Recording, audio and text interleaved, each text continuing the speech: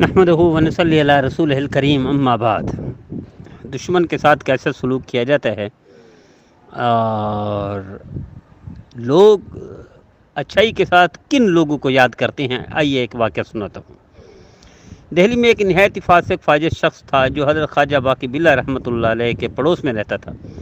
حضرت کا سخت ترین کٹر دشمن تھا، ہمیشہ برا بھلا کہتا رہتا تھا، گالیاں دیتا تھا، الٹے سیدھے اول فول وغیرہ وغیرہ، یہاں تک کہ جو لوگ آپ کی زیارت ملاقات کے لیے آتے ہیں ان کو بھی برا بھلا کہتا ہے، ان کو بھی گالیاں دیتا ہے۔ ایک مرتبہ آپ کی ایک ارادت مند حاکم شہر سے اس کی بدعنوانیوں گستاخیوں کا ذکر کر کے گرفتار کرا دیا۔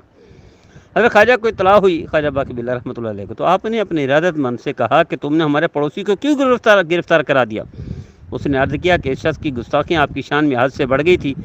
تو حضرت خواجہ رحمۃ اللہ علیہ نے فرمایا کہ میں کیا اور میری شان کیا، جو کچھ وہ مجھے کہتا تھا میں اس سے زیادہ گناہگار ہوں۔ مرید نے عرض کیا یہ شخص نہایت شریر بدباطن ہے۔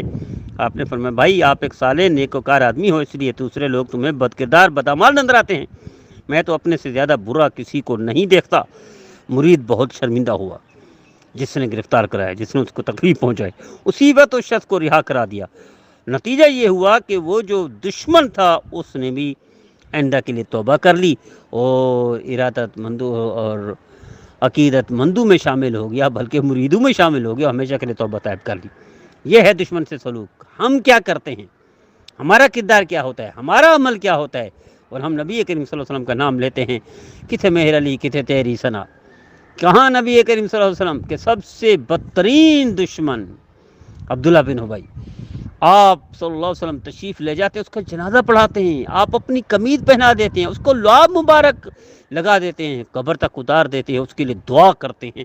بدترین دشمن کے لیے میرے نبی کا عمل ہے، اور ہم اپنے دشمن کے ساتھ کیا کرتے ہیں؟ دشمن بھی کون ہوتا ہے ہمارا؟ معمولی سی اختلاف پر ہم دشمن سمجھتے ہیں، کبھی بھائی کو سمجھتے ہیں، کبھی بہن کو سمجھتے ہیں، کبھی پڑوسی کو سمجھتے ہیں، کبھی رشتہ دار کو سمجھتے ہیں، کبھی آفس والوں کو، کبھی فیکٹری والوں کو، کبھی دوسری جماعت کو، کبھی دوسرے مسئلہ کو، ہم اس کو دشمن سمجھتے ہیں، اور اس کے ساتھ ہم جو گھٹیا کردار پر اتر آتے ہیں یہ دنیا میں کہیں نہیں ہوتا، نہ اللہ اللہ کے رسول پسند کرتے ہیں۔ آئیے طے کر لیجیے آج کے بعد ہم ایسا سلوک کریں جیسے ہمارے بڑے کرتے تھے، جیسے حضرت خواجہ باقی باللہ رحمۃ اللہ نے کیا۔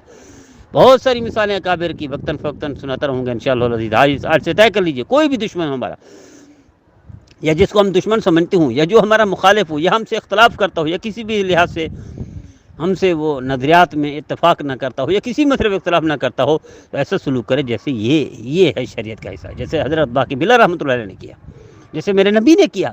بدترین دشمن کے ساتھ آپ نے اتنا بڑا حسن سلوک کیا کہ قبر میں اتارنے تک، قمیض پہنانے تک، جنازہ پڑھانے تک، دعا کرنے تک، لعاب مبارک لگانے تک بھی آپ پیچھے نہیں ہٹے، اور بدترین دشمن کے ساتھ ہے تو اپنوں کے ساتھ میرے نبی کا کیا طرز عمل ہوگا، اس سے اندازہ کرے کہ ہم کس کی سنت کو ہم اپناتے ہیں۔ نعوذ باللہ من ذالک۔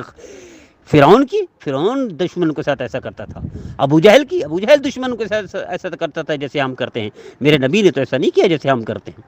مجھے امید ہے میرے بھائی میرے بہنیں اس پیغام پر خود بھی